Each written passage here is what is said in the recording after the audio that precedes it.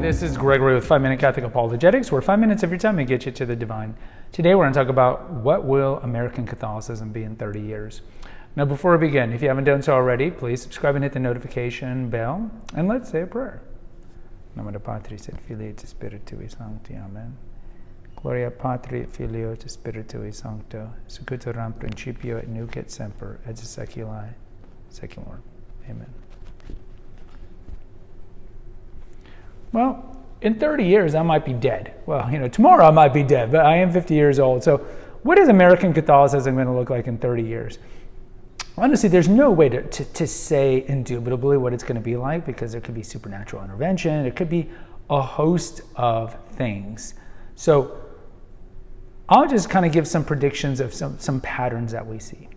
Will the church, barring some sort of supernatural intervention, be larger by number than it is now? Signs will point to no. You look at the number of non-affiliated, in other words, people that not are just no longer Catholic, but are no longer Protestant, no longer Orthodox and whatnot, is growing. We did an episode not that long ago on how many people by their denomination go to church weekly. And not to be a spoiler on that episode, if you want to go check it out, for Catholics, it's like 23% of Catholics who identify themselves as Catholics go to Mass weekly. Orthodox was much less, Protestants were a little higher, Jews were lower, and whatnot. So they track this stat. And so if you compared it in the 1970s, that number was a lot higher. So barring something supernatural, there's not going to be in America as many Catholics going to Mass. Now, will I say, will there be less Catholics numerically?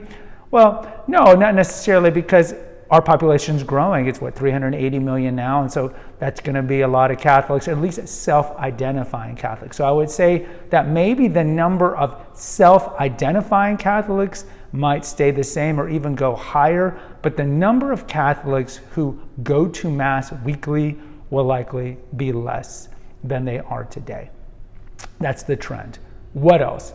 The church in itself, I think, will be more vibrant. So even though you see less people, well, it's kind of like what Christ talks about, he being the vine, how he's got to prune the branches. And why do we prune branches on plants? So the sprouts can go quicker.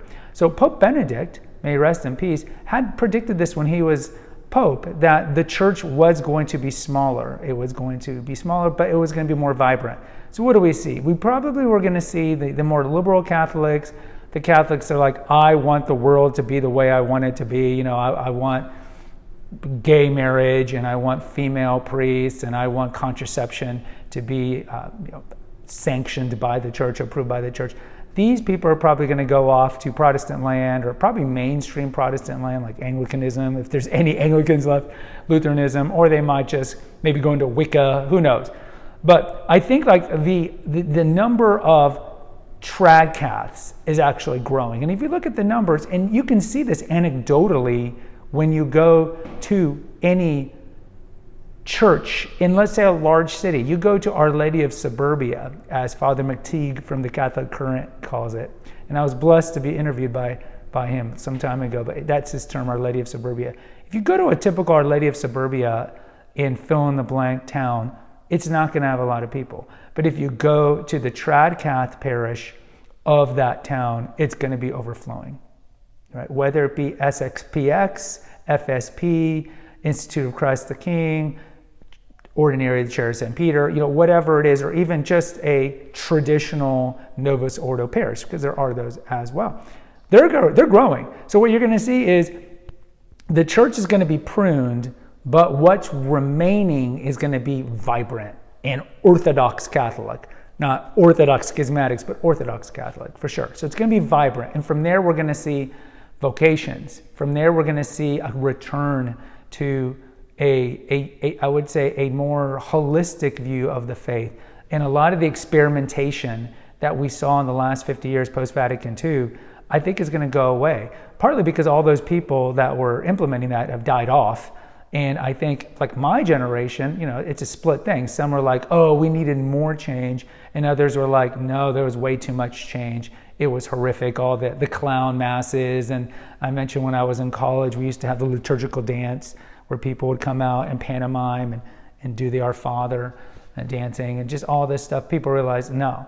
And I think people also realize too, the trad Caths, that as this culture becomes more anti-Christ, that people are going to double down and go more trad Cath. So we're going to have a very vibrant, smaller Catholic Church. I'm only talking about America. We have an episode here on how I believe the Catholic South, meaning the Southern Hemisphere, and the Catholic East, meaning Asia, is going to eventually come and re-evangelize the Catholic West, including the United States. What else? I think the priests are going to be more Orthodox. You already see this. The time of the Crimson Mafia of the 70s and 80s, where the homosexuals infiltrated the parish, the seminaries, is gone. You know, if you look at the numbers, and if you doubt that, guys, you got to read Goodbye Good Men. You got to read William Donovan from the Catholic League. He wrote a whole book on the sex clergy crisis, and he breaks down the statistics. The large majority of people that did those heinous things were homosexuals. Doesn't mean homosexuals are innately evil. It's just that's a statistic that there were homosexuals who infiltrated the seminaries. Because think about it. If you're a homosexual, why would you want to hang out with other homosexuals in essentially a dormitory? So I think you see in the last 15 years that the seminaries, even the ones that have maybe not had the best reputations in the past as being Orthodox, you see that there's younger, more Orthodox priests being churned out, in addition to the priests that we're getting from Africa and Asia.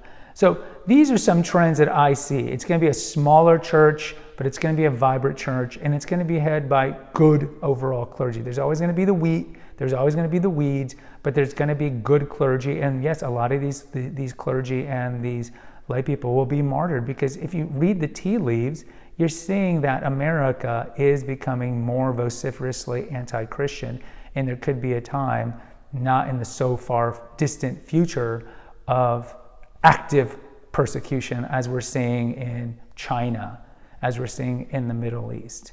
When it comes to teaching, a lot of this, like, do I see like radical fundamental changes like from the synod of synodality and all these things? I really don't, because I'm of the opinion, and many don't agree, and you can post in the comments, that it's almost like the president. Like, you respect the office, but you don't have to like the president. And day in, day out, most of the laws that we have to abide by that affect us day in, day out are actually local laws, state laws, and not as much national laws. So I don't foresee humongous, like I don't foresee Pope John Paul III or Francis II, whoever's the future popes in the next 30 years.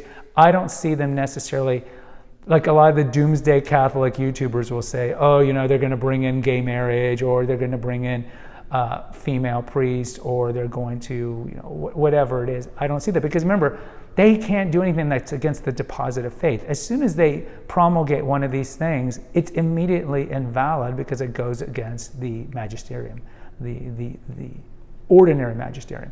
So I don't foresee that. Yes, we're going to have some popes that are better than others. Who knows? Maybe we'll get a Pius XIII. You know, maybe we'll get something that's going to return the Latin Mass to its full glory. Who knows? But ultimately, it doesn't really matter who the Pope is when it comes to your salvation and my salvation. It doesn't really matter. What really matters is our interior life and focusing and working on ourselves. But either way, in closing, I think the church is absolutely going to be smaller by numbers, but it's going to be very vibrant, led by very good clergy. Guys, post in the comments. I'd love to hear from you. What do you think the church is going to look like in 2054? Until next time, take care, God bless, and pray.